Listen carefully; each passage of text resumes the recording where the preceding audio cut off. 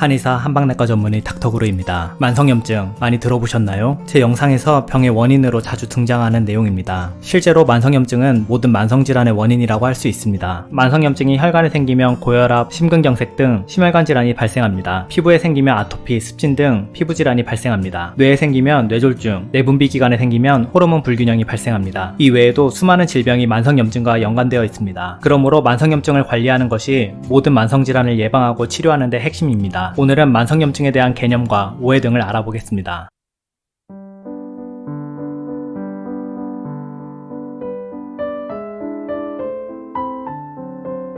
첫 번째, 만성염증이란 먼저 염증에 대해 이해할 필요가 있습니다. 염증은 해로운 물질이나 자극 등으로부터 우리 몸을 방어하고 회복시키는 일련의 과정입니다. 이 과정에서 주로 열이나 통증, 부종 등이 수반됩니다. 염증은 크게 급성염증과 만성염증으로 나눌 수 있습니다. 급성염증은 말 그대로 일시적인 손상이나 감염 등으로 염증 반응도 빠르게 일어나고 빠르게 회복되는 특징이 있습니다. 만성염증은 반대로 염증의 발생 및 회복이 장기간에 걸쳐 천천히 일어납니다. 염증은 원래 우리 몸을 지키기 위한 자연스럽고 필수적인 반응입니다. 염증 반응이 없다면 우리 몸은 해로운 물질이나 자극으로부터 스스로를 지키지 못해 더 심각한 문제를 야기할 것입니다. 하지만 원인이 해결되지 않거나 우리 몸의 면역체계가 고장나는 등의 이유로 불필요한 만성염증이 지속되는 경우가 있습니다. 이러한 경우 체내 여러 기관들이 손상을 입어 만성염증을 더욱 제대로 처리하지 못하고 그러면 다시 몸은 더 큰 손상을 입는 등 악순환에 빠지게 됩니다. 주위에서 만성질환으로 치료를 받는데 시간이 갈수록 증상이 더 심해지는 경우를 보신 적 있으시죠? 만성염증의 악순환을 끊어야 회복이 시작될 수 있습니다.